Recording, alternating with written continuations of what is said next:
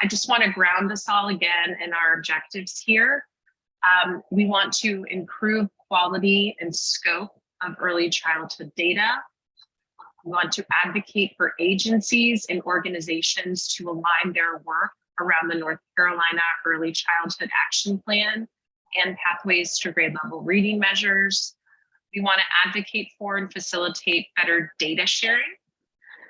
We endeavor to provide guidance, feedback, and support to ground the state's early childhood work in data and research. We build partnerships with other existing data groups, and we serve as ambassadors for the North Carolina ECDAC, Early Childhood Action Plan, and pathways to grade level reading. So just as a reminder at the top, why we're all here today together. So before we go any further, I just want to introduce you to my colleagues who are here helping us out today. Crystal Fulmer, who's our project coordinator, Fowota Mortu, who is our data and policy associate, and Dr. Misheri Keels, who is our new policy and practice leader, who we were really thrilled to welcome towards the end of last month. So we are the folks from the Early Childhood Foundation, and thank you for indicating your names and the organizations that you represent.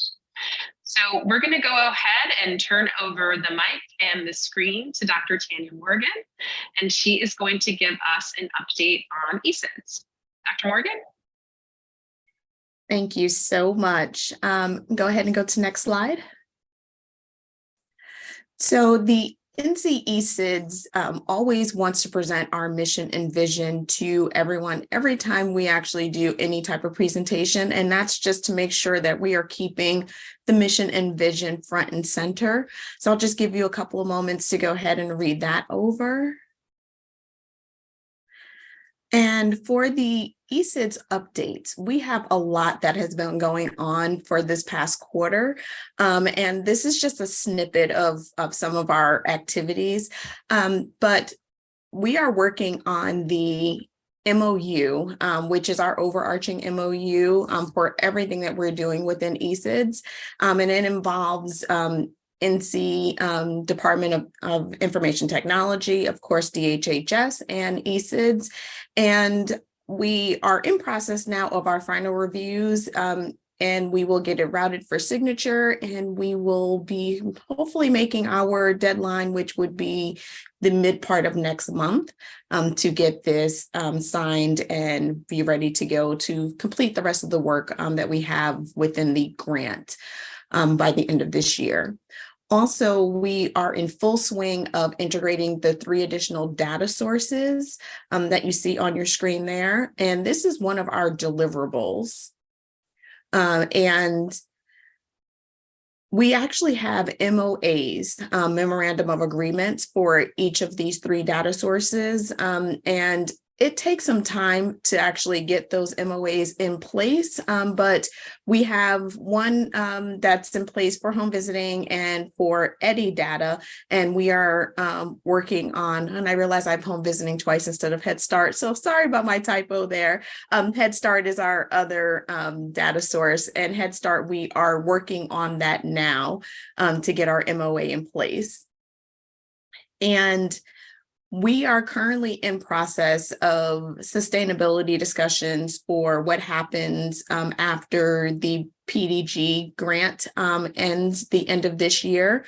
And we are fleshing that out, and there's more to come about sustainability. So we'll definitely share that on what our plans are for ECDAC. It's not going away. We're just making sure that we do have a plan in place after the PDG funds, which has allowed us to do all this modernization work. We are still working with the NCLDS, and we have an active use case that we are working on with them. And we are finalizing that now to where we are just about ready to go ahead and release the data. It's been a lengthy process to get this use case completed. And that's because we have to make sure we have all the legal pieces in place. So not only did we actually have to make sure that we had a MOU, MOA, data use agreement, and all of that in place. And then with all the parties that are involved within this one use case. And I believe we are now wrapping that part up to where the data that we've had, we just haven't been able to release it until we get the contracts in place. Also with the NCLDS, ECDAC is on one of the committees that the LDS has, and that's the Data Quality Committee. And there are also sub-work groups that are within that data committee, and ECDAC is represented on that too. The specific one that ECDAC works with is for eScholar unique IDs. So we are learning more about how eScholar is working and functionally. And it's been pretty exciting to take that deeper dive into eScholar. And we're hoping that we can actually go ahead and make our processes better as we're working through this. And lastly, I mentioned the modernization of ECDAC.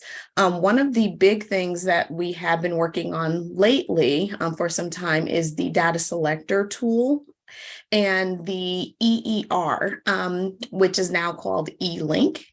And we actually just finished user acceptance testing for the eLink system. So that piece is in place. And I'm going to go into a little bit more detail on the data selector tool on the next slide. So next slide, please. So this wonderful diagram kind of shows the process for the data selector tool, but I want to take a step back because this new data selector tool will currently replace the existing data request process that has been in place for some time for ECDAC. Within that process, there are several documents that are required to submit a data request. And that list is the data use proposal, the data use agreement, the research team, confidentiality agreements, IRB process, and research data elements. The new data selector will take away this manual data request process that we've had and create a user interface process. And this diagram kind of explains a little bit of what that process is. So the darker blue boxes illustrate the three sections of the data selector tool. So you have the admin, the requester, and the reviewer. The admin is NC ECDAC. The requester is the data requester, which is the end user, and the reviewer is the program itself. Each role will have different functionalities within the data selector that are similar to the current process, but we'll take it a little bit different, and more will come on the intricate levels of how that goes. And we'll be able to do demos and have a whole rollout once we're ready to release the data selector tool. But once the request is actually approved and the data is generated, it will still require several reviews and approvals in order for the data to get released to the data requester. There will still be user acceptance testing once we have finished actually the design and development of the data selector tool. And we do have a list of people who will be participating in that user acceptance testing. There are a couple of programs that have included to be participating in that. And we will, again, perform a demo once we actually get further along within the development. And we are working through the details of the process. And within that, we realize that there are a couple of things that surface within how the data is structured, because ECDAC receives data from several different sources coming into one place, that each data program has a different way of how their data is structured. So we are looking at that data to create a more logical view of it for the data selector process. And plus, we just want our data to be the best that we can get it to be with what we are working with. So along with the GDAC team, which is under Department of Information Technology, they're the analytics. We are working with them also to try to figure out ways to logically get our data so that our data selector is a very awesome tool once it actually gets released and is used for our research request process. And next slide. Are there any questions? I actually have one, Dr. Morgan. Sure. I saw that you had mentioned home visiting, and I was wondering if you've had any interface with the home visiting parenting education systems governance work that's happening. Currently, the kind of host organization is NCPC. There's a lot of work happening there. I know public health is involved, the Division for Family and Child Wellbeing. I didn't know if there's been any connection to that yet, and if so, if that's something we should do now as it's kind of nascent. Not as of yet. We've been breaking up home visiting in phases because there are so many pieces to home visiting.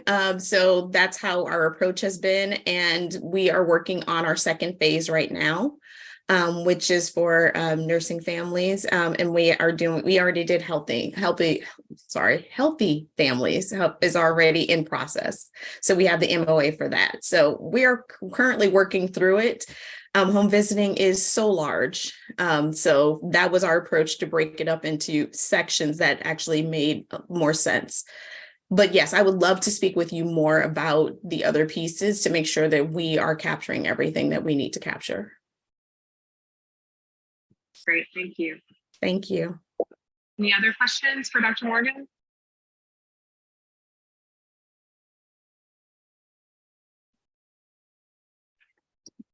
Hearing none, we will move on to our colleague, Justine Rogoff, to give us an update from the Division of Child Development and Early Education. Great. Thank you, Muffy. I'm Justine Rogoff, and I'll be providing the DCDE data updates. Today, I'll be providing updates on where we are with stabilization grants and some of our data governance changes. Next slide, please. So as you can see here, DCDEE has given out over $835 million to over 4,300 childcare providers across North Carolina since the fall of 2021. Next slide, please. There has been a large range in total dollars received by programs, partially due to some programs only participating for 1 quarter, while others have participated for the duration of the grants. And also because the grant sizes are tied to other metrics, such as the size of the program and the star rating. Next slide, please. And I think all these slides will become available, will be made available. Yes. Okay. Seeing Muffy nodding. So you guys can take your time to look at all of those numbers and nerd out as much as you want. So that's sort of going quickly. Okay, this slide shows a more detailed timeline of the added support that is planned for the upcoming quarters. The goal is to ease the funding cliff that is rapidly approaching for childcare providers across North Carolina. Next slide, please. So here's that funding cliff. ARPA provided an opportunity to move childcare funding in the right direction. Unfortunately, it was only short-term funding. As you can see here, with the help of ARPA funds, the federal funding for North Carolina childcare in 2021 was $1.3 billion. Typically, our federal funding for North Carolina childcare is $333 million. Growing the economy starts with strengthening the early care and learning professionals that help families raise their children and raise North Carolina. To work, parents need access to affordable, high-quality early care and learning for their young children. North Carolina's early care and learning teachers provide education and care for more than 2,500 children each year. Investing in the workforce of high-quality early care and learning teachers will give children what they need to succeed, parents the confidence to go back to work, and the state a highly productive present and future workforce. Next slide, please. A few meetings ago, I spoke with you all about upcoming changes to DHHS's data governance structure, partially due to a rollout of a new legal framework. DCDE has been working with our strategic partners to put data use agreements in place. I'm thinking of you, Dale. We officially executed our first DUA with FPG for the NC pre-K evaluation and are currently working with strategic partners and our legal team on 5 other DUAs. It's probably more like 6 now. It's a constant effort. We also have 2 new data contracts that started in the past few months. The first is a contract with FPG to help us with some of these data governance changes. A large part of that contract is to help us get written policies and procedures around data sharing, which is something that we don't have and is actually required by CCDF. The second contract is with NC State's Data Science Academy, and it's for them to design a custom course for DCDE staff to help increase data capacity and skills. Since we have very limited funds to hire additional support to meet the ever-growing needs around data, we want to make sure that we're investing in growing the capacity and skills of the staff we have. We're hoping to design the course this year and then run the pilot with 10 to 15 DCDEE staff. So we're looking at doing it probably in the fall will be when the course will start, but we're sort of still working out the specifics of the timing. And that's it for me. But any questions, comments, concerns?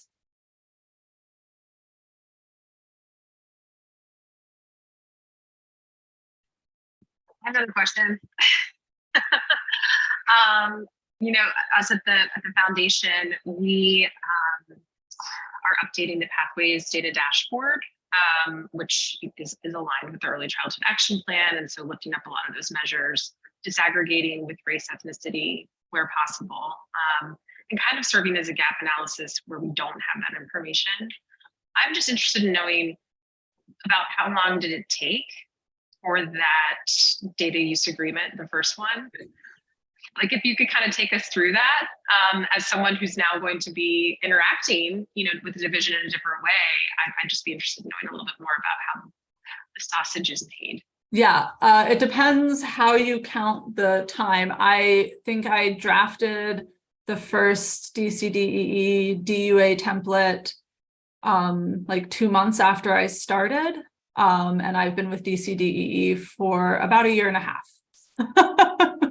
So it depends how you're counting that timeline. Dale and I have been working on doing a DUA between Child Trends and DCDEE, and that's been going on for what, 6 months, Dale?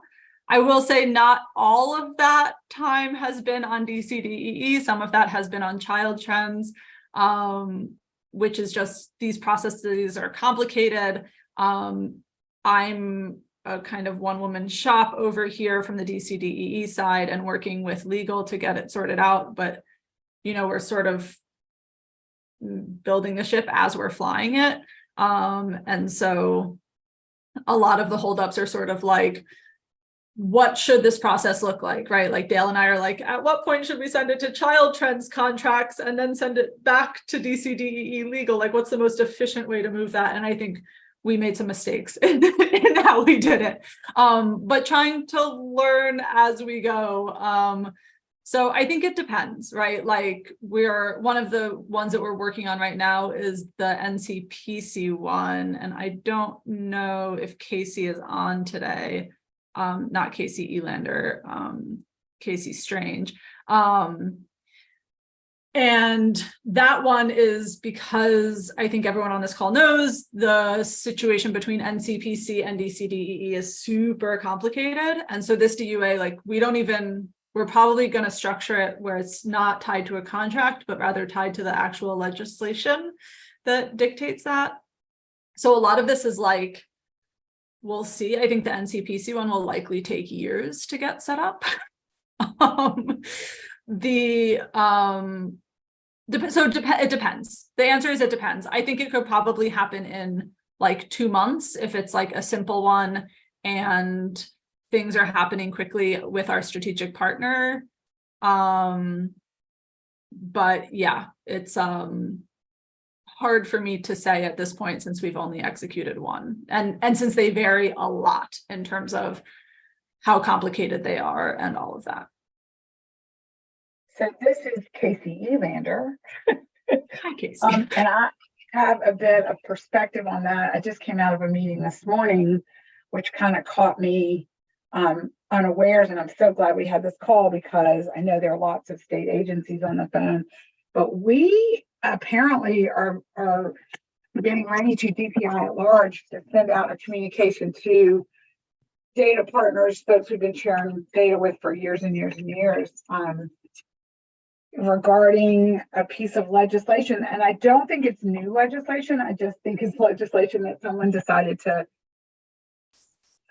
actually pay attention to, maybe. But it's gonna change, like seismically change how we share data, and what's going to be required to do that. And I don't know if any of the other state agencies on the phone have gotten wind of this. I think those of us who are in the state infrastructure, the DIT super infrastructure, may have better success just because we all basically have the same, if one of us has got good security, then most of us have good security. But I mean, it's getting real. I mean, it's getting like folks have got to attest that they are aligning with the state DIT security manual, and they're asking for third-party attestations, which, believe me, like a month ago, I had no idea what that means. And now what that means is, they have to have somebody come in, check their security system, and tell us that yes, they're in alignment with what's being required. There's been a lot of noise about this for a while.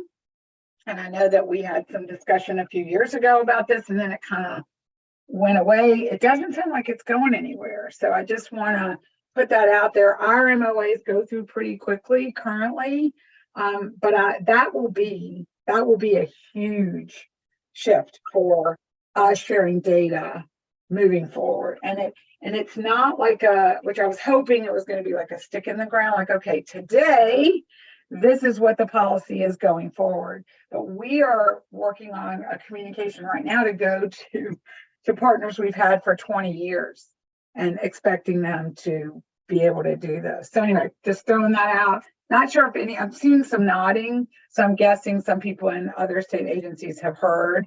And don't take this to mean that I don't think we need to do everything we can to keep data secure, because everybody who knows me knows that is in the forefront always.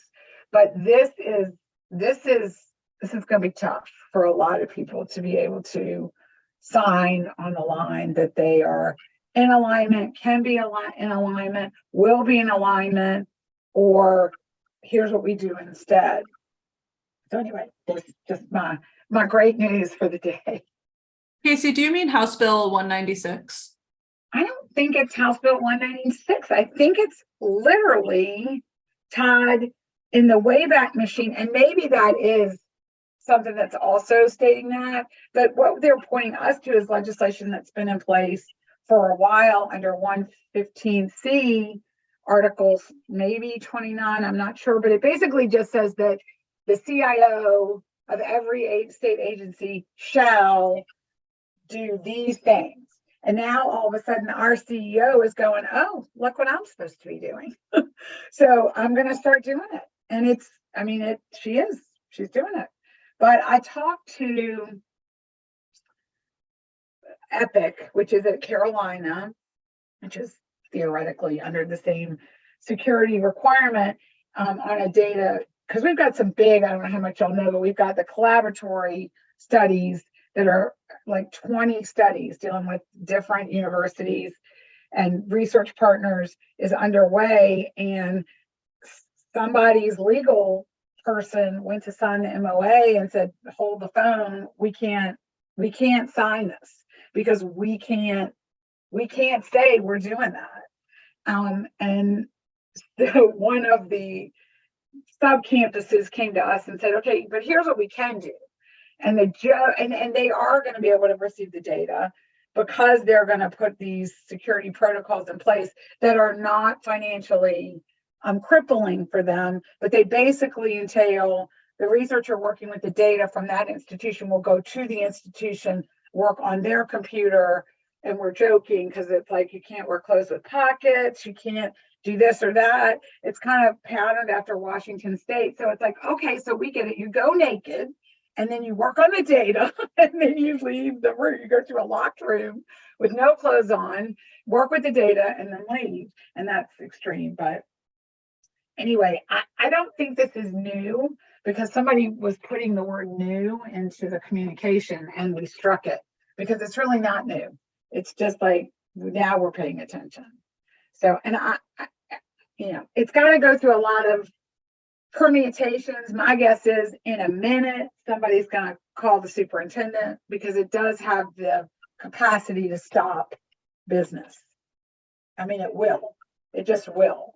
So I don't know that it's written in stone yet, but I'm just, since y'all are, many of you are from fellow state agencies. Where I was going was Epic heard from another state agency that they were being held to the same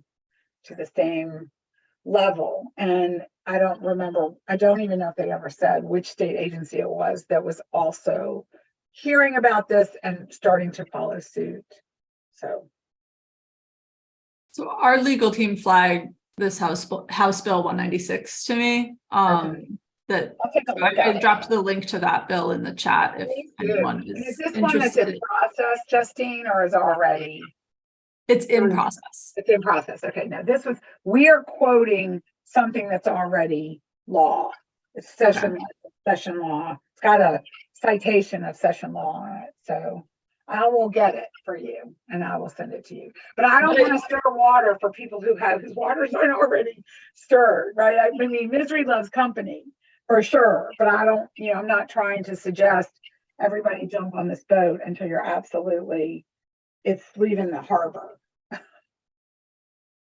Yeah, I mean, I think the overarching point here is that there's a ton of interest and demand for early childhood data, and our infrastructure is not in place in terms of data governance, in terms of staff adequately trained, and just enough staff to deal with the amount of requests and the expectations that we have around this, right? Yeah, it's just we're not prepared. We're not prepared at all. And these steps that we're taking that feel really heavy, right? Like I'm saying, I think Dale and I have been working on this DUA for 6 months, right? That's no small thing that we're doing, but it's honestly kind of bare minimum, right? This is just it's not even getting us really where we need to be, but it is a big step in the right direction. I don't want to minimize it, but just to sort of highlight, we are not prepared for these changes. And these are the changes that are coming, right? A lot of the data sets, one of the things that I'm currently working through right now with legal and DCDEE and DHHS data office is we have some things that are public, some reports that are public on our site that don't meet small cell suppression rules and stuff like that. And we've been posting them every month since 2004, right? And so it's a huge change for our partners who rely on those reports for me to be I don't want us posting these anymore. But the world is very different now, right? The amount of data sets that those reports can be combined with to potentially identify children is completely different now than it was even 5 years ago, let alone 2004 when it was originally decided to post these reports, right? So it's a very different world in terms of data and what's available and how it's being used. And I think early childhood generally is not ready, partially because we're underfunded. Yeah, and I think if this, if these requirements are held where they are now, in light of the cost of what is in the DIT security manual, everybody's going to be underfunded. Not just early childhood, but certainly they are. But we are trying to move forward. And Tanya, this is a meeting I was going to set up with you because recognizing DPI is currently only sharing EC, exceptional children's data, with ECDAC is weak, in my opinion. It's weak and lame. It was a lovely place to start.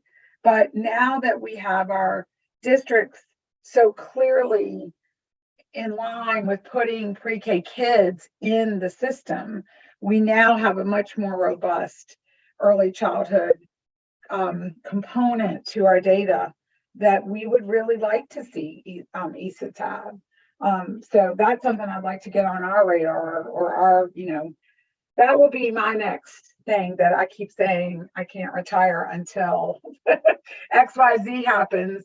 And I would really like to see that happening. We've already worked out the infrastructure of having the data flow. We already know, y'all are great partners with our data. I really want to see that go forward. Because I think when it started, because districts don't get state money, they were not heavily inspired, shall we say, to put their PK information in PowerSchool. But we've turned that tide, and they now are. And now we have some great data that I think would be very beneficial to have in ECDAC. And I know Trip Stallings agrees with me 100%. Casey, that would be so wonderful. And plus, we've been working with DPI on how even the EC data is flowing. So now we even have a better process for that. That is coming into place right now. So yes, that conversation would be great if we could get something scheduled to talk about this more. Yeah, I would love to do that. And I will do that. I won't just love to have it happen. I will make it happen. I'll be looking forward to that. Not to put you on the spot, Trip, but your name was invoked. Is there anything you want to add to this? That's why I came on camera and off mute. Just to reaffirm what Casey said, that I am aware of all of this activity. I also am trying to help us think through ways to help all of these groups resolve these challenges, but it's not directly in my purview. So all I can tell you guys right now is that I am maintaining the conversation from my positionality, and that I do believe that there's some options that'll be presented, but the reality that you guys are facing, as you all already know, runs up squarely against the current potential challenges down the road. So there's nothing I can say directly about it other than to say that, yes, I'm aware of it, and I'm also trying to help manage that conversation where I can. So. Well, we appreciate having you on the team, Trip, with sort of ringing this bell. It's important. And my colleague Nitya Ganapathi is also on the call, and she's also aware of some of these challenges coming up. But we've only just begun to scratch the surface of some of how this is going to play out in actuality. So bear with us as we also learn and get feedback from you guys.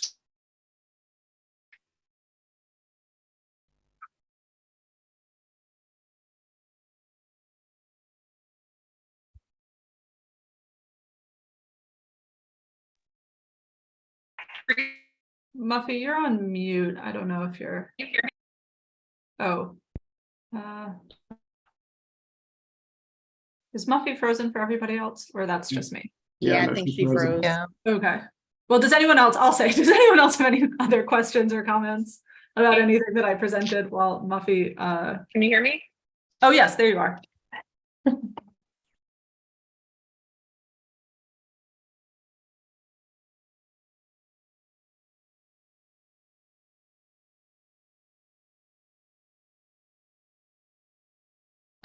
So yeah.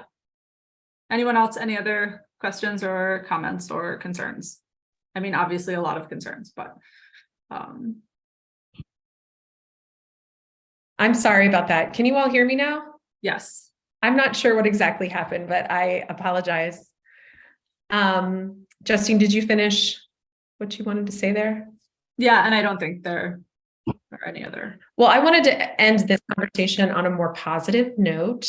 And that is that funding slide that DCDEE has been sharing, the cliff, is really kind of will unmoor you and make your stomach drop. And so what the good news from this past week is that the bipartisan, bicameral Early Learning Caucus introduced 5 additional bills that cover a lot of the policy priorities for early care and education. House Bill 342 and Senate Bill 292 are requesting $300 million to extend the compensation portion of the stabilization grants to support the child care workforce. These funds would come from reserves. As you know, our state has roughly $4 billion in reserves now, and that would stave off this crisis for the time being. I see that Kaylin Zafransky, and I do not want to put her on the spot, but she has been very actively involved on Jones Street with some of these issues. And I didn't know if Kaylin, are you still here? Yes. I am. I'm putting you on the Hi. spot. We just want to Okay. hear from you. Well, I don't know that I have really good insight because I've been mostly paying attention to Medicaid expansion. So I don't know what's the most helpful for you to hear, but I'm happy to do a run through of that. I think that would be great Great. if we did a little bit. We're waiting for our guest speaker to come on so we can just do a little bit of that because it is something to celebrate. And I think we could all definitely use that after hearing about how cumbersome data sharing is and will potentially be becoming again. Fair enough. So I rarely in Medicaid policy get to give good news. So I'm really excited that I finally get to do that. So we saw a historic vote yesterday on the Senate floor that passed Medicaid expansion. So basically, the House had their bill and they passed it on their floor. We now have the Senate version that passed.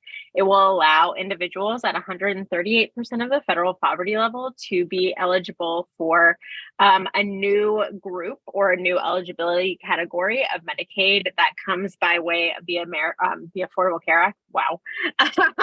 From 13 years ago, that opens up Medicaid as a possibility for individuals who do not have dependents or disabilities to be able to get access to health care based on income level alone. So this is a huge moment for us. We've obviously never been this far.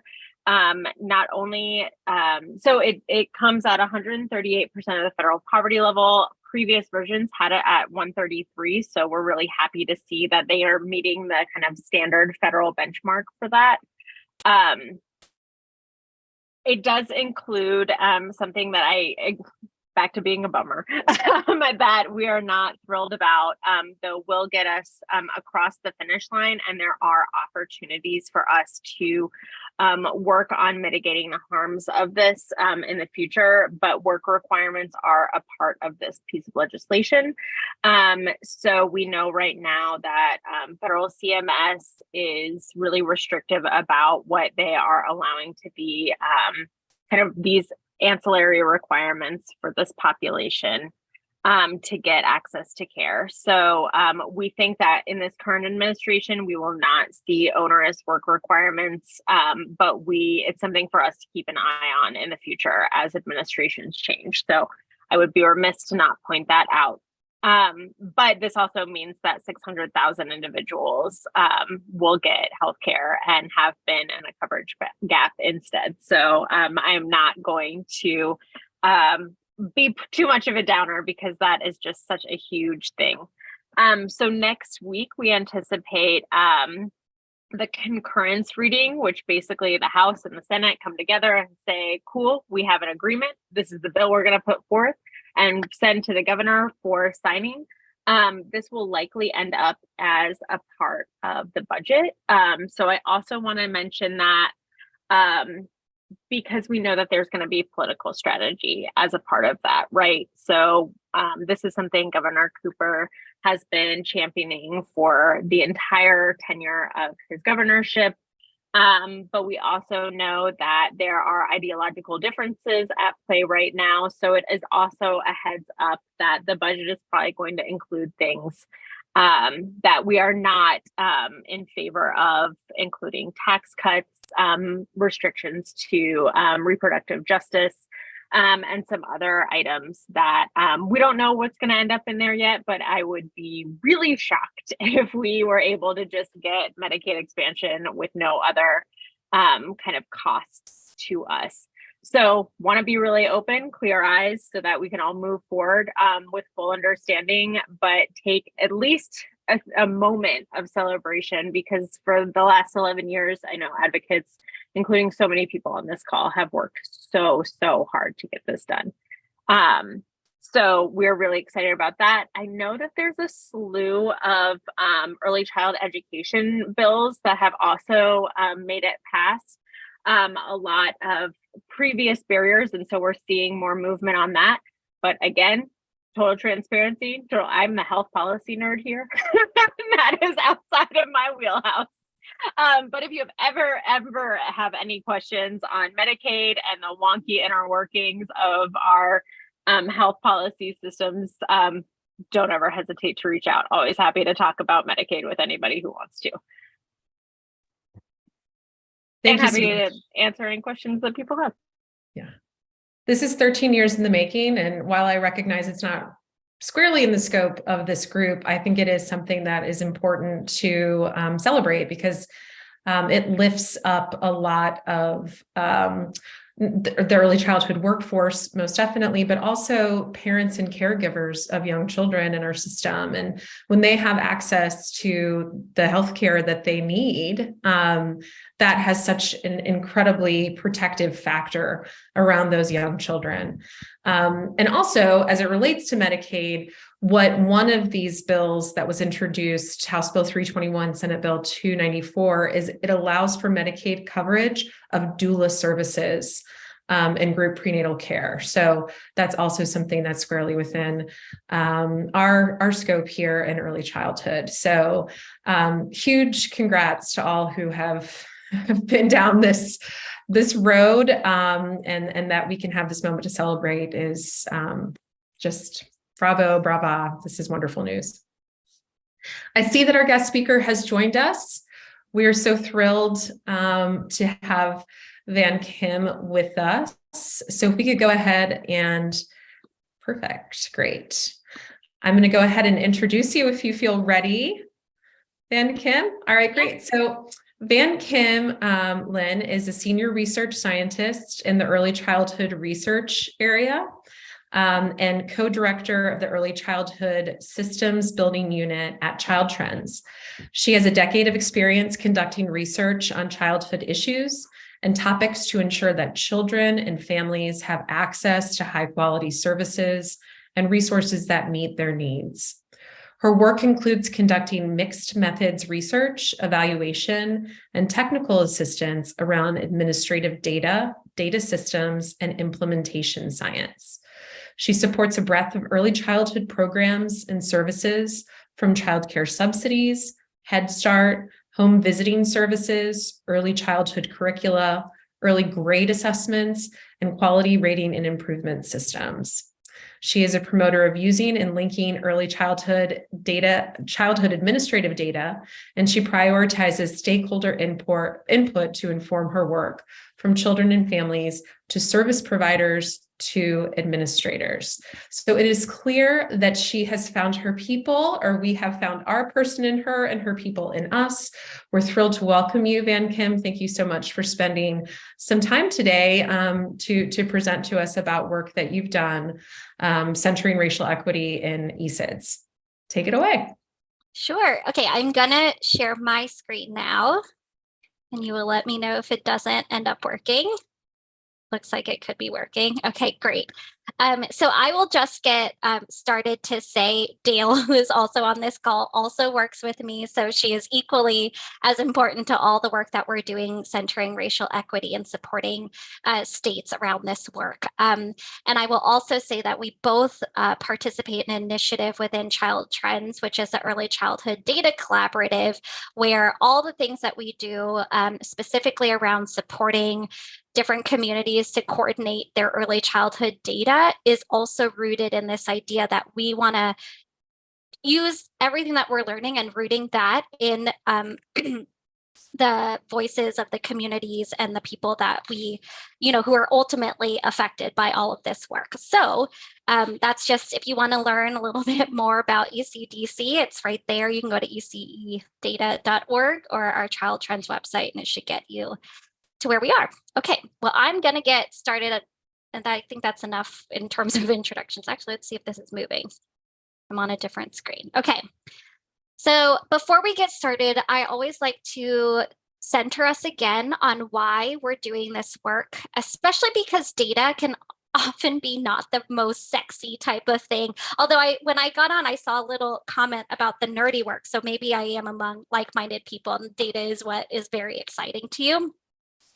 But I think at the end of the day, when we think about early childhood, we usually get into this field because we care about young children, and then we also care about their families. So I want you to take a moment and think about either a young child in your life or a family who has a young child, someone in your personal life, someone in your community. Think about them and what they may be experiencing.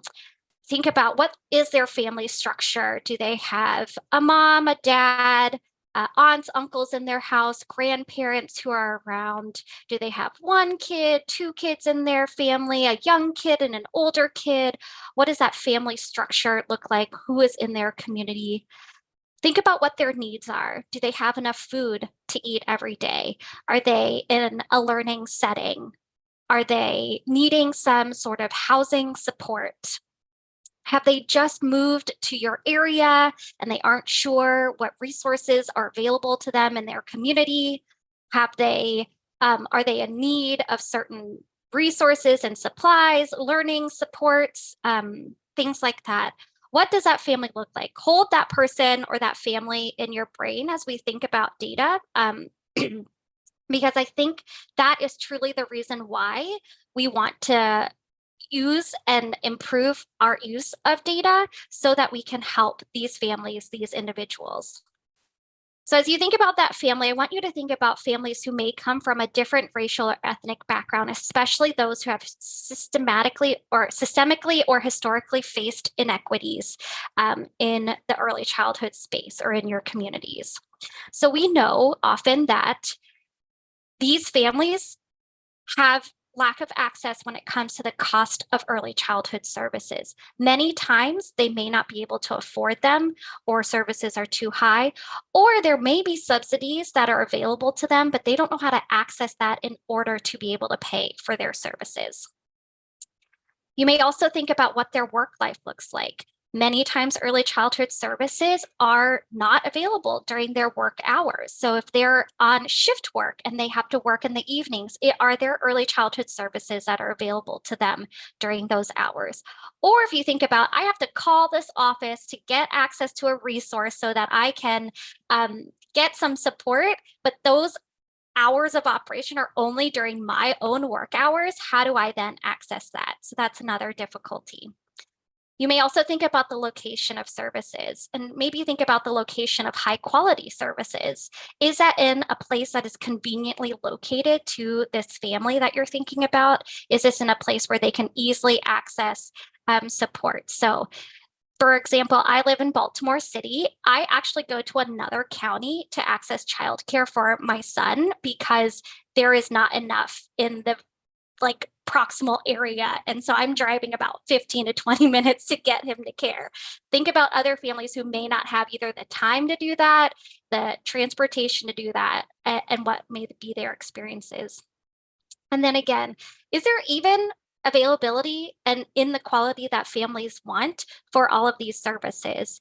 Are they getting what they need that really fits their actual family preferences? And that is why when you think about all of these together, you're thinking about the experiences, this holistic experience of families. You're thinking about the system where all of these things are happening in their own little siloed places, and is impacting that one family's experience where they may face difficulties across the board and it feels daunting and overwhelming. And that's why we want to support families, and that's why we want to do that through data. So how do we do that? We want to improve the early childhood system, and you can do that in a lot of different ways. You can do that through your data systems, how you coordinate and plan around that, thinking about how you leverage the political will, how you pursue continuous quality improvement. You think about how these families are getting services, what are the resource and referral systems, and what and how is the workforce supported. And I'll note, I believe Dale worked on this framework that I'm showing right now. And today we're going to focus on one piece. So again, all of these things need to be addressed in order to support the system for these families. But today we'll focus on this one piece around data. And specifically, we're going to focus on integrated data. How can you leverage all the data that are in all of these systems when you put them together in order to serve families. And what you'll see here is an image from ECDC that we often use, which just shows across the lifespan of a child's first few years, they may be touching a lot of different services at one time. And so what would it look like to get all of these data together so that you have this full comprehensive understanding of what a child and their family is going through? And these are all then the opportunities where you can address racial and ethnic equity or promote it within your work. So as you think about all the things that need to get put into place for this one aspect of the system, consider how racial equity in your data integration work is going to be included at every step of the process so that you have racial equity at the end. Okay, so ECDC has put out some guidance around how you can do that, because again, this is one piece. You're like, oh, there's so many things that I'm going to have to do. So we're going to break it down to give you some starting places. So 3 recommendations from ECDC about how you can improve racial equity within your integrated data work.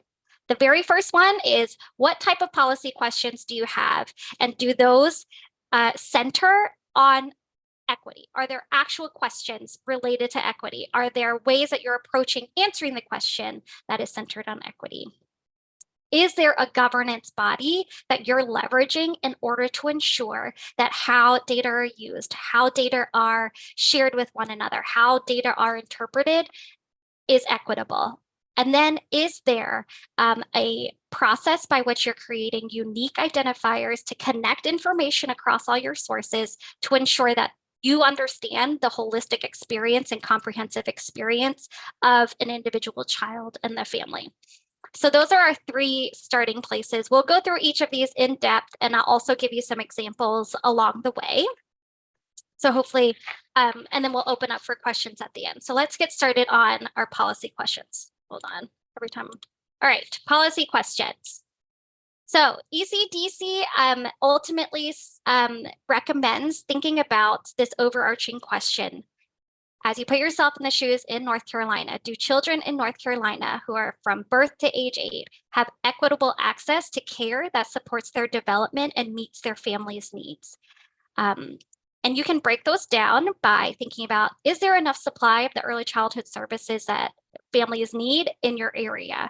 Are they conveniently located, like we talked about? Is it affordable to them, or can they access the necessary financial supports in order to make it affordable? Is it developmentally appropriate to the child's needs? And is it culturally inclusive or responsive to the various different cultural backgrounds of children in your area? And if you want to sort of think about those for your state and what might bubble to the top, these are really great starting points to think about how you can improve equitable access for children. I'm also going to introduce another framework that is currently in development that Dale and I are actually working on. And so this is right now being developed primarily for publicly funded early learning settings for 3 and 4-year-olds. So really this preschool area. But these sets of questions are ones that can help you think about where along the system of a child's experience through preschool, in this example, would there be potential places where things are not as equitable as they could be, and what can system leaders do and answer so that they can create action steps to address those inequities. So this again is for that one little slice of a child's experience, but could be easily applicable to any of the services or steps along the way that a child might experience. So you'll see here it's kind of broken up, like, what does the administration of this system look like? How could it be improved to ensure that it's serving children equitably? Is the supply equitable for children? Are outreach strategies really meeting the needs of children and families, especially those who need it? How are children enrolled and at what rates? And is it comparable to other children? What are their learning experiences like? And is it really actually centered on the child's needs? And then what do their transitions look like, both within the system and as they go in and out of systems? So you can access more if you want to see these more in depth on our project page. But I want to give you some examples from states as well. So you see how this, because these are very lofty, it can feel very daunting. This is how states have broken it down. So we'll start off with Minnesota. Minnesota, they have an integrated data system and it connects early childhood with their K-12. And what they were really trying to look at, and they broke it down by seeing, do children of color as well as children who have lower incomes participate in public assistance programs with equal access? And that was their question. And so they linked data across ECE, social services, and their health departments in order to answer that. And you'll see the list of different organizations that participated in order for them to answer that. So you'll see the link at the bottom. They were able to write a report that they could answer questions about children of color because of their integrated data, because of the way that they were able to connect racial categories across these sources, income of these children across sources in order to answer that question. So this is one thing that you could potentially do as you're able to focus and center racial equity in your policy questions. This is another example of Georgia. So this doesn't necessarily have a report attached to it, but what they have is it's like a data dashboard that you can access. Again, the link is at the bottom. So with their Cactus, what you can do, I've highlighted here, is they allow you to filter for different racial and ethnic categories. They have a lot of other ways that you can filter it, but we're focusing on racial equity. And so you can look at a lot of different data by the racial and ethnic categories listed here that they collect to understand, okay, what are Black children experiencing? What are Asian children experiencing? How does that differ from one group to another? And so you can start to answer questions with some data dashboard like this. So this is another way where it's not maybe like a set, they're not prescribing and responding to a set question, but you can start to answer your own questions with the available data that they have in this dashboard. So that's that first part, thinking about your policy questions. And I encourage you to think, okay, what could we do? What's important to us? How do we want to answer these questions to improve access? The next step is to think about your governance body, specifically a data governance body. I believe that North Carolina has some form of a data governance body in place, but just to recap, or to make sure we're all on the same page, a data governance body is one that really is the protector and decision makers around how technology that is connecting your data is being used, how the people who are included or represented in the data are going to work together or be protected, and how the process is going to be done to share data, use data, approve data, make decisions on data. And at all of these points, there could be a place where there's a lack of equity, and or you could consider how you can ensure equitable access for children and families. So there's a lot to consider around data governance where you can elevate racial and ethnic equity. And so I don't have a state example necessarily. I am working with a state who is considering this, and they're thinking about how they can put these into place as they build their data governance body. But instead, what I have are questions that they have asked themselves, or that I have sort of brought up with them to think about where along the data governance process you might want to elevate racial equity. So if you think about this structure, so this is a common structure for how data governance bodies are set up, where you have sort of these top decision makers, things are elevated to them when they need to make a decision about it. The decisions they make are then implemented down to different committees or data stewards. And there is this one data governance coordinator who helps make it all work and across the 3 different levels. So at the very top of the level, some things that you can consider to ensure that you're elevating racial equity is thinking about, okay, do these top decision makers, are they aware of the needs of the community, of the different groups that you are trying to elevate? Do they even know what those needs are so that they can make informed decisions? And are they trained in any potential bias that they may have when they're making decisions about priorities? When you think about this middle group, so these people who are feeding information to those top decision makers, committees, for example, are there committees who are specifically representative of the communities that you are interested in exploring, especially those from different racial and ethnic backgrounds? If not a specific committee, are there still representatives on already set committees who can be participating and providing that background? And do they know that they have that authority to talk about their experiences? What are those power dynamics within those meetings? What decision-making authority do they have? Don't they have? What can they share? What can they not share? And then finally, when you think about, okay, all of this is now going to have to go down to the people who actually work with the data, collect the data. Are these data stewards, do they understand how their work can also promote equity in how they collect data, how they store data, how they define data?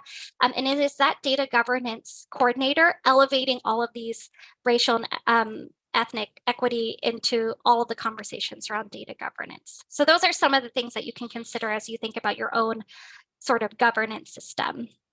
And then finally, I will end off with, how do we approach unique identifiers? So for us, this is from a toolkit that we developed within the home visiting space, but I think, again, is really applicable to any program that you have as you're thinking about how do you match an individual from one source to another? And that's what creating a unique identifier should do, right? So in this example, we have 3 home visiting programs. All of their data are stored differently across different data sources. And so what they need to do is figure out, how is it stored? Here's what it looks like when it's individually in each of those elements. And we just need to figure out a way to make them all match together. Likely you'll choose something like that middle row where it's Bob Smith and you have the client name, and you just combine for home visiting program 1, you can just combine the 2 elements you have into one. For the last one, you just take the 2 elements out of the 3 they have and create a new one. And bada bing, bada boom, you have connected data and you have a unique identifier. But what does that look like for someone whose name is not as easy as Bob Smith? So one of the state examples that we have is some of the work that our people in ECDC has done for California, where they were trying to connect data across a lot of different agencies, and they were identifying methods to ensure that data could be shared and matched across their systems. And what they found was that, especially in California, when you have a lot of people who have multiple names for their names, specifically around their Hispanic population, the system they found was designed for the Bob Smiths of the world, where it was easy to, like, these are short names, they connect, there's one word here, one word here. It was not meant for people who had hyphenated names, multiple names, to connect, and there was a lot of confusion, and there was not someone to help or they needed someone to help inform the process of, like, hey, this person could be this same other person because they have these other names. So I'm going to give you a very personal example. I just pulled a credit report for myself, and I have a very unique name, and this is what came out when I said, here are all the names that exist for me. So my former name, my maiden name, my new name. I have a hyphen in my name. Some systems don't let me have a hyphen. So now sometimes I'm combined together as Van Kim. Sometimes I'm Van space Kim. Sometimes I'm Van hyphen Kim. I have my old initial, my old middle initial, my new middle initial, which is my new middle. It's a hot mess. And basically, whenever I go to any organization and they, even when I'm picking up an order and they're like, what's your name? I was like, I can give you 5 different options. Let's see if I'm in there. And that's what happens when you don't have people who are informing the process or considering, because if not, I would have 5 different records and I might be considered 5 different people. This is also why I named my 2 children with names that don't have hyphens and things like that, because I was like, they're getting lost in the system. And so this is why it's really important that even as you're setting up these unique identifiers, you consider, okay, do we have people who represent these communities, who understand names, who can help with that? And it's not just names, it's all this other information, addresses, are there considerations for street names and where things are located? All of that as you're trying to match records with each other in that process. So again, these are sort of the 3 starting points when you want to think about elevating racial equity in your integrated data work that we have put out in terms of guidance with ECDC. But there are so many other ways. Like I said, data is just one part of a whole system where you can start doing this, but it is a really important part because in all of the details, there are opportunities where you can elevate the equity of children and families who are represented in these data. So that's sort of the overview, and I'm happy to take any questions, or we can talk even about your system, and Dale can obviously help as well.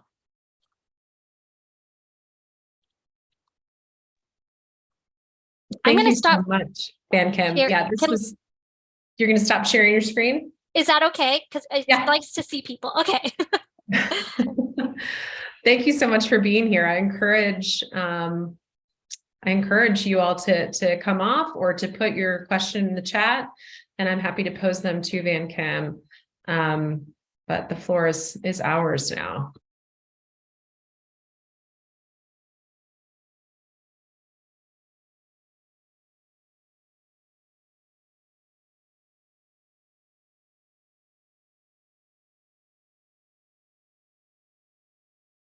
I just want to say, Van Kim, thank you so much for that presentation. I already sent the link to the pre-K data equity framework to our pre-K team and was like, when can we talk about this?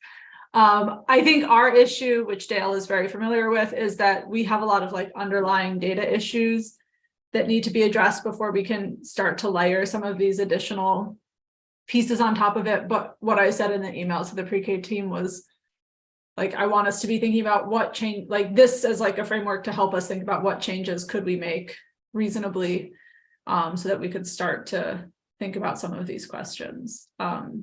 So thank you so much for the presentation. I thought it was great. Great. No, and that I will say 100% thinking, I think that was one of the bullets, is you have to think about it at every process, because there are just infinite number of decisions that you'll need to make to ensure that it's, you know, really elevating equity, and it can be a lot. And so the sooner you think about it, the earlier you do it in the process, the easier it is.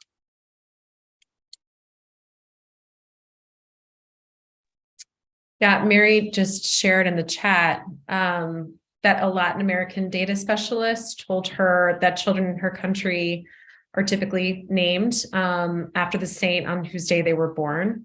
So there are many children with common last names and the same first name and date of birth, which is a huge duplication problem. It's very similar for Asian communities, where you'll have, so Van of my name is a generational name. Everyone in my generation in my family will have Van in front of their name, and it's only the Kim that distinguishes us. And so if Van is only included as my first name, then my sister and I technically have the same name, and we're both girls. And so like, it's going to get all confusing. Thankfully, that's why you have someone to inform. You also need date of birth, and you also need some other things when you match across records, not just name. So I think these are all really great considerations. Tanya, I was going to add, I know obviously North Carolina has the eScholar UID system that's being used, and it's great. And some of this goes back to the source data coming into ECDAC, or as Justine was mentioning, like, you know, if you look at what the pre-K system is doing, so the data as they come in and sort of the quality of the data coming in, but how it gets collected in the first place. I know with, you know, with ECDAC, it's not ECDAC per se and the unique identifiers, but it's those source data systems that may have character limits of how many letters can be in somebody's name, or they merge things together and they don't hyphenate, or they flip around the order of middle names or different last names. So the challenge is there before you're even getting in that cause the either duplication or just people thinking it's different children when it's actually the same. Yeah, and this is one of the pieces that we realize when we're building the data selector, that we're taking the step back and working with the programs and trying to figure out a kind of a, I don't want to use the word standardization, but basically that's kind of what it is, of a couple of fields. So therefore we can reduce that number of duplicates across the system and have cleaner data within the data selector. And GDAC has been an intricate role within this process with helping us. And we've been actually cleaning up some, and there's still always more work to do, but we've made some progress so far.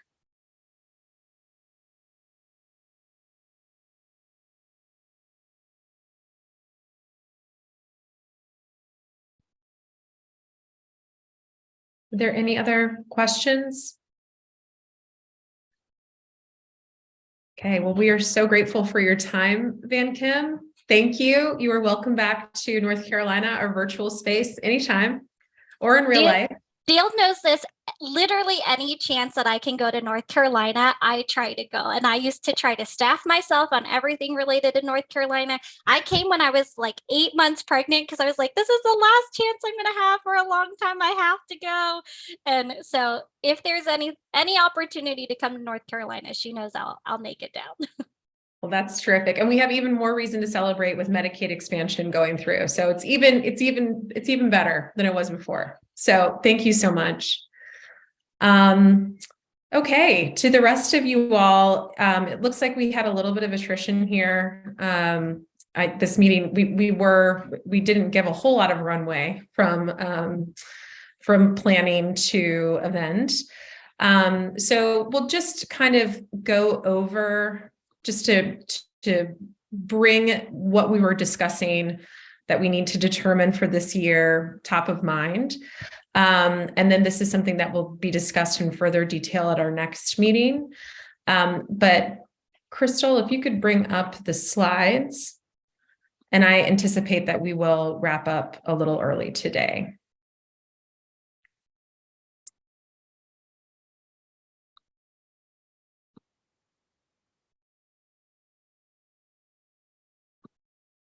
Okay, so we are actually, if we can go back to slide 16.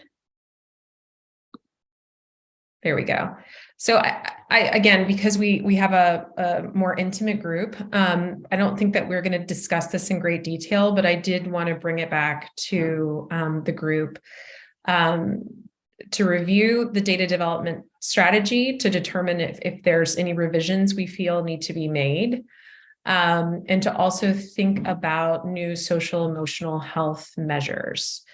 Those that have been brought to the fore are suspension and expulsion. I'm aware of 2 state level councils that are looking at this issue specifically now. Affordable childcare. There are a couple other coalitions and task forces that are looking at this. Literacy measures, and then supportive parental behaviors. So we go to the next slide. Just as a little refresher, in 2019, before the pandemic, the Data Advisory Council developed an early childhood data development strategy. And that strategy was based around the pathways, measures of success. And it prioritized measures that would support the Department of Health and Human Services Early Childhood Action Plan and the early learning portions of the North Carolina Department of Public Instruction's Every Student Succeeds Act state plan. Carla Garrett, please forgive me. I'm part of a great ESSA team with her, and I'm choking on my words there. The data development strategy aimed to prioritize where to start to fill current gaps in early childhood data collection on the measures, including a focus on underrepresented populations. So here in the chat, we will just put the data development strategy so that you all can have access to that. To take a look and refresh your memories on the determinations made. So initially, if everyone's pulled that up, and we can pull that up probably to share with the group as well. The Education and Family Supports Working Group recommended shorter term measures, regular attendance and suspension expulsion, affordable, high quality childcare, which is interesting that that's shorter term. I guess it's a both and issue. Longer term, positive school climate, parent education supports, which includes things like availability of in-home, of home visiting in the home, parent education and family preservation services, and an increased percent of parents participating in these programs. The Health and Family Supports Working Group recommended the following measures: food security, adults with health insurance, which is exciting that is something that we can say has been achieved. Implementation again is another thing, but it's still exciting. Longer term social emotional health screenings, which is something that this group has discussed. Environmental health. So this is percent of children screened for elevated blood lead levels, and the percent of children with elevated levels disaggregated by race, ethnicity, medical home. So percent of parents reporting that they have a medical home for their children, disaggregated by county. So you can kind of look at the rationales and how they made these determinations that these were going to be the prioritized measures here. And so as a body,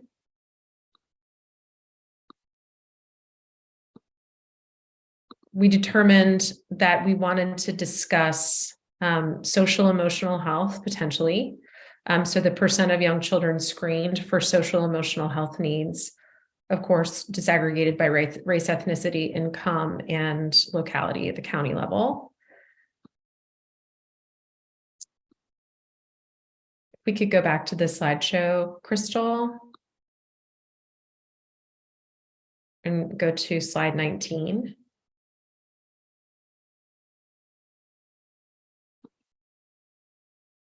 So for the social emotional health screen, which has been discussed, Health and Human Services and other partners are discussing the use of Medicaid claim data to collect social emotional health screen and related data for children.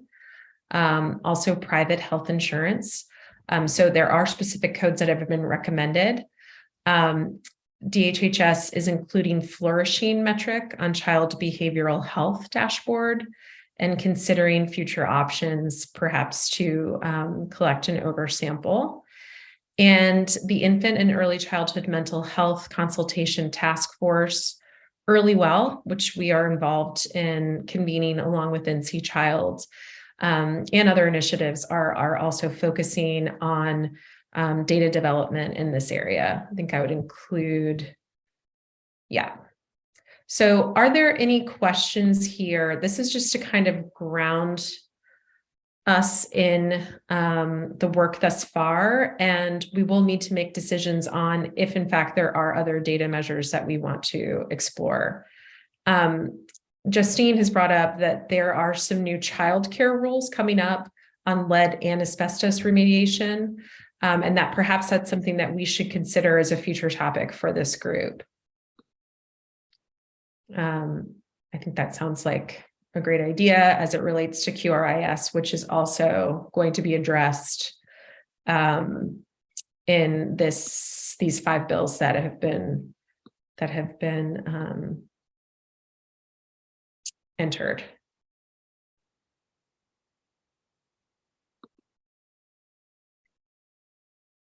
Does anybody have anything that they want to say about this now?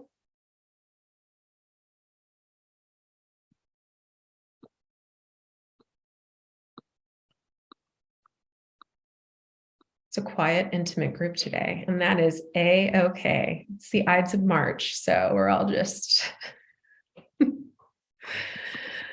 keeping it close. Just laying low, you know. Just laying low, yeah. Okay, so we do have one more favor that we want to ask you all, and that is determining pacing out meetings for this year. We want to ensure that we do get the majority of you all to be able to join these meetings. This is a kickoff for 2023. And so we are going to share a poll with you now in the chat to let us know kind of swaths of time that are more convenient for you. And when we get this data and do our own little analysis, we will then send out holds for your calendars so that we have a little bit more runway for the remainder of the year. If we would ask that you please complete the poll so that we're sure to be scheduling these meetings in the most advantageous time, although I know everybody's got floor to ceiling meetings all day, every day. But this is a really good time to come together. I'm grateful for those of you who shared your updates, Dr. Morgan, Justine. It was wonderful to have Van Kim here. Thanks for all. Casey for contributing so much to the conversation. Kaylin, I put you on the spot, so I owe you a cookie. And we look forward to getting the next meeting on the books, and we'll make note of this asbestos piece in particular. I do think that's important and led for us to discuss and data collection around that. So with that said, everyone enjoy the remainder of your week, and hopefully we're leaving third winter soon and coming back into legit spring. Take care. Thanks, Muffy. Thank you. Bye-bye.